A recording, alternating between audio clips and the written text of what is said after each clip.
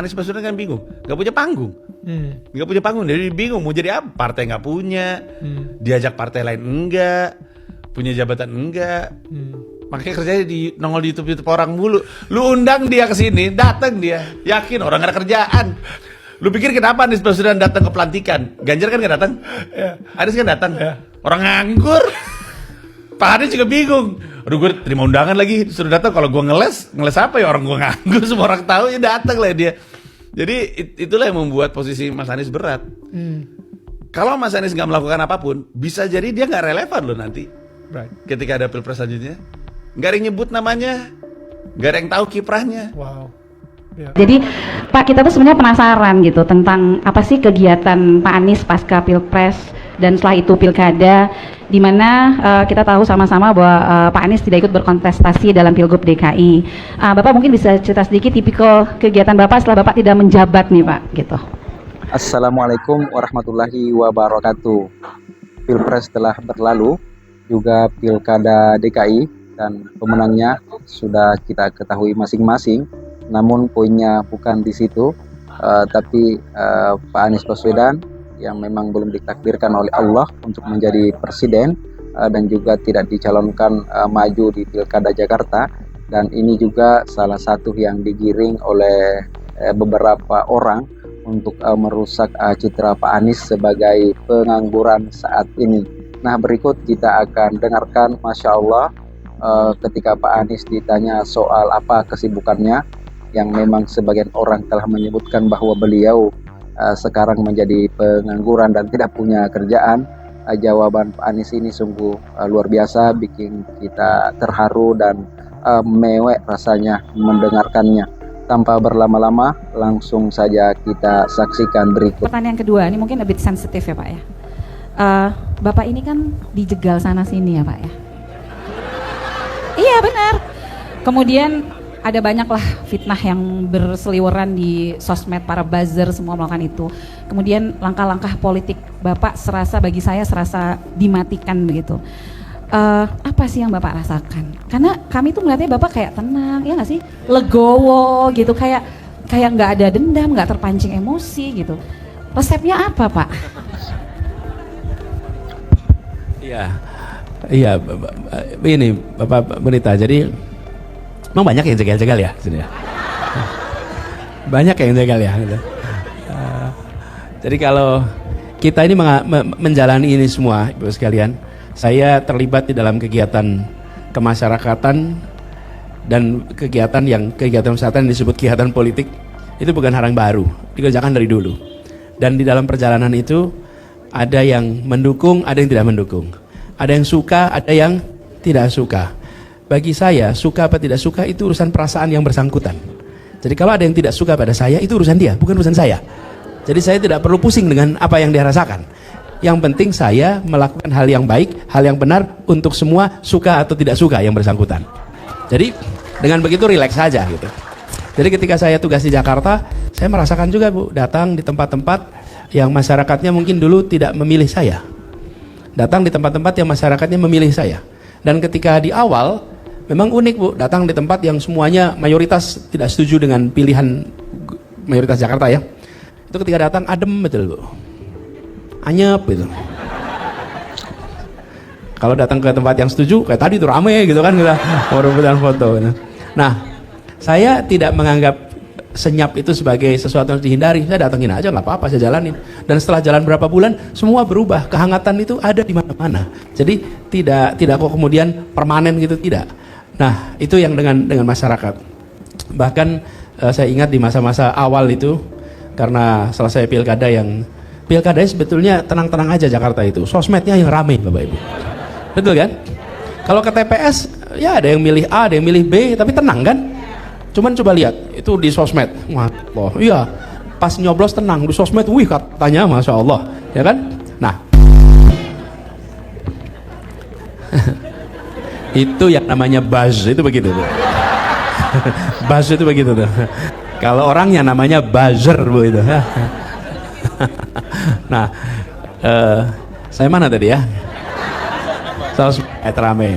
Nah, soal jegal menjegal. Selama saya tugas di Jakarta, saya tugas di kementerian, memang banyak sekali tantangan dihadapi ketika Jakarta terutama. Kenapa? Karena ketika di Jakarta sering ada persepsi dari sebagian orang yang berada di pemerintah pusat bahwa Jakarta ini seakan-akan oposisi. Padahal tidak ada yang namanya oposisi. Kami ini pemerintah provinsi. Kebijakan yang kami buat adalah kebijakan yang mendasarkan kepada prinsip keadilan. Nomor satu. Yang kedua, sesuai undang-undang. Kan tidak mungkin kebijakan dibuat tidak sesuai itu semua. Jadi, tapi tantangannya ada karena ada perbedaan filosofi, Bu. Seperti misalnya ketika Covid. Ingat ya Covid ya? Itu ketika Covid. Kita melakukan kebijakan, kami memandang penting untuk melindungi rakyat Jakarta dari ancaman. Karena itu langkahnya lebih agresif, 1, 2, 3. Sementara di pemerintah pusat cenderung lebih relax. Nah, perbedaan-perbedaan itu Bapak sekalian yang seringkali kemudian muncul dalam bentuk yang disebut sebagai tekanan dan lain-lain. Nah, saya menyikapi itu semua gini aja. Kalau yang kita jalani itu benar, tujuan kita baik, insya Allah Allah akan berikan jalannya untuk bisa berhasil. Dan segala macam tantangan itu luar biasa. Memang apalagi kemarin ketika mengikuti proses pilpres itu kita merasakan betul Ibu sekalian. Partai yang mengusung, setelah mengusung saya, macam-macam cobaan dihadapi. Betul betul. Macam-macam dihadapin. Tapi juga publik jadi menilai ini yang benar yang mana nih sebetulnya. Kampanye sama. Saya kampanye pernah Bu di satu kota listriknya mati Bu, satu kota. Selesai saya acara di situ nyala semua listriknya Bu. Gimana ini cara ngaturnya ya gitu kan, supaya bisa nyala semua mati semua itu. Pernah ada satu kejadian di sebuah kota, ini unik nih. Kami mau ada kampanye di situ, lalu semua gedung itu disewa Bu. Di hari itu habis gedungnya. Jadi bukan dilarang, habis gedungnya. Jadi karena habis gedungnya, tim di daerah itu akhirnya cuma dapat gedung pernikahan. Gedung itu memang khusus untuk pernikahan. Yang punya adalah pemilik jasa rias pengantin. Jadi mau betul-betul gedung nikah, nggak pernah dipakai acara-acara diskusi, nggak pernah. Yang ada itu, jadi didatangilah ke situ. Sampai ke sana ternyata saya juga baru tahu Pak, gedung resepsi itu lebih mahal daripada gedung konferensi. Bener ya? Mahal tuh harganya. Jadi panitianya, waduh mahal bener nih itu. Tanya bisa nggak diskon? Wah kalau diskon jangan sama saya, sama pemiliknya. Siapa dikasih tahu namanya, datanglah ketemu sama pemiliknya. Lalu panitianya bilang, Pak boleh nggak kita dapat diskon? Gitu. Terus tanya buat acara apa? Acara nanti kampanye indoor, ruang tertutup. Siapa? Nanti Pak Anies yang akan datang ke sini. Oh ya, ya udah gratis. Nol. Jadi pelajarannya apa? Dijegal-jegal, betul sabar. Insya Allah hikmahnya nanti muncul ke belakang. Ya. Jadi disulit-sulitkan untuk dapat gratis sebetulnya. Cuman kita ini bukan model Nabi Khidir. Kita ini model Nabi Musa. Dikit-dikit tanya, kenapa begini? Kenapa begitu? Kenapa begini? Kenapa begitu? Kalau kita Nabi Khidir udah tahu nih, nanti akan begini ya. Gitu. Nanti akan, karena kita ini tipe Musa, jalani dulu dengan ikhlas. Insya Allah hikmahnya nanti muncul besok, ya. Sahabat Pena Ufuk, ya begitulah orang besar bekerja, memberikan kontribusi bagi kehidupan, dan salah satunya adalah sosok Anies Baswedan. Jabatan publik itu memang bukanlah tujuan, tapi itu adalah sarana agar bisa memberdayakan masyarakat dan bisa mengabdi kepada lebih banyak orang. Namun sekali lagi jabatan itu bukan tujuan, dan Pak Anies sebagai orang intelektual, orang yang berjiwa besar dan punya visi yang jauh ke depan, visioner, beliau memberikan kontribusi, semangat beliau, totalitas bekerja tidak terikat oleh jabatan-jabatan tertentu.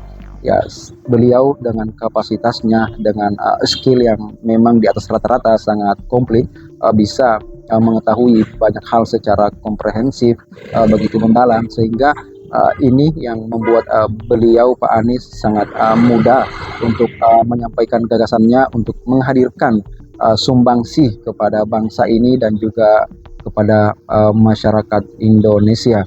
Ya, meskipun banyak yang menilai Pak Anies ini sekarang kerjanya hanya keliling dari podcast ke podcast karena memang jadi pengangguran, tapi itulah Pak Anies. Kadang langkah-langkah beliau kita lihat mungkin tampak sepele, namun beliau tentu punya visi mengapa beliau hadir dalam perbincangan-perbincangan. Tujuan beliau adalah untuk mengedukasi publik, untuk memberikan pencerahan, menyadarkan rakyat Indonesia ya. Karena beliau tidak lagi di jabatan publik, maka beliau memang harus mencerahkan masyarakat, menyadarkan bahwa bangsa ini memang sedang tidak baik-baik saja. Ada beberapa sektor yang memang perlu untuk terus diperbaiki, dan itulah saya rasa mengapa Pak Anies belakangan ini itu terus-menerus memberikan gagasannya kepada kita semua agar masyarakat Indonesia ini bisa terbangun kesadarannya apa seharusnya yang perlu diperbaiki dari bangsa ini, dan seperti apa kita merespon keadaan saat ini yang sebagian orang kadang-kadang seperti putus asa karena semakin kompleks dan rumit masalah yang ada di bangsa ini. Tapi di konteks itulah Pak Anies juga hadir memberikan pencerahan untuk membangkitkan api optimisme kita bahwa selama nyawa kita masih berdenyut, selama nafas kita masih dikandung badan, maka kita tidak perlu berhenti untuk terus menyalakan optimisme dan juga memberikan kontribusi kepada bangsa ini dan juga kepada rakyat Indonesia. Ya mungkin secara jabatan publik tidak bisa, namun secara pemikiran ya Pak Anies mampu menghadirkan gagasan, solusi-solusi yang sangat brilian. Coba kita buka kembali percakapan beliau terkait dengan Indonesia dan sejarahnya, konteks hari ini, dan juga bagaimana beliau punya pandangan jauh ke depan. Tidak hanya dalam zaman ini, namun Pak Anies selalu berpikir jauh untuk lintas generasi, untuk berabad-abad kemudian. Itulah Pak Anies Baswedan yang selalu mencerahkan kita semua. Sekian, terima kasih.